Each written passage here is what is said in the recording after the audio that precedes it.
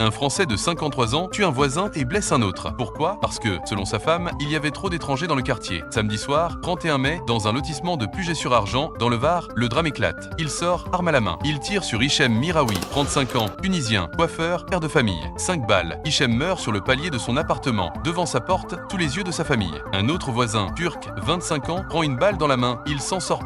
Miracle. Le tueur fuit. Il a tout préparé. Pistolet automatique, fusil à pompe, arme de poing. Il n'est pas un inconnu du quartier. Il est là depuis des années. Il fait du tir sportif. Il a une licence. Il a une femme, une vie, un quotidien et une haine qui monte, qui déborde. L'assassin a publié, avant son passage à l'acte, une vidéo sur son compte d'un réseau social au contenu raciste et haineux. Après, il en a publié une autre tout aussi violente.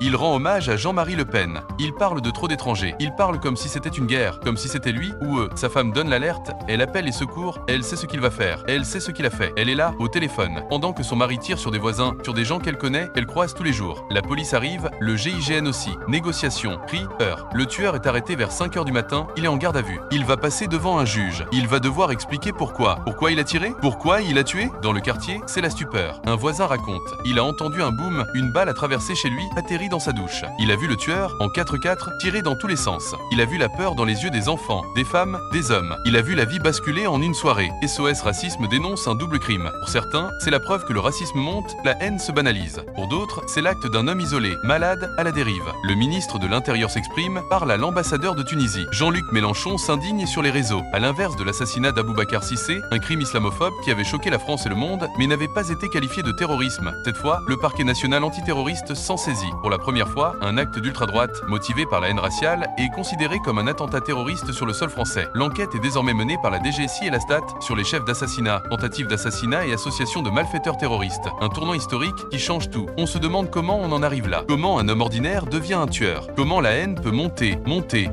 jusqu'à exploser. Comment les réseaux sociaux, les algorithmes, les discours de haine banalisés et diffusés H24 par certaines chaînes de télévision peuvent-ils pousser quelqu'un à passer à l'acte? À partir de quand la liberté d'expression devient-elle un prétexte pour laisser prospérer la haine?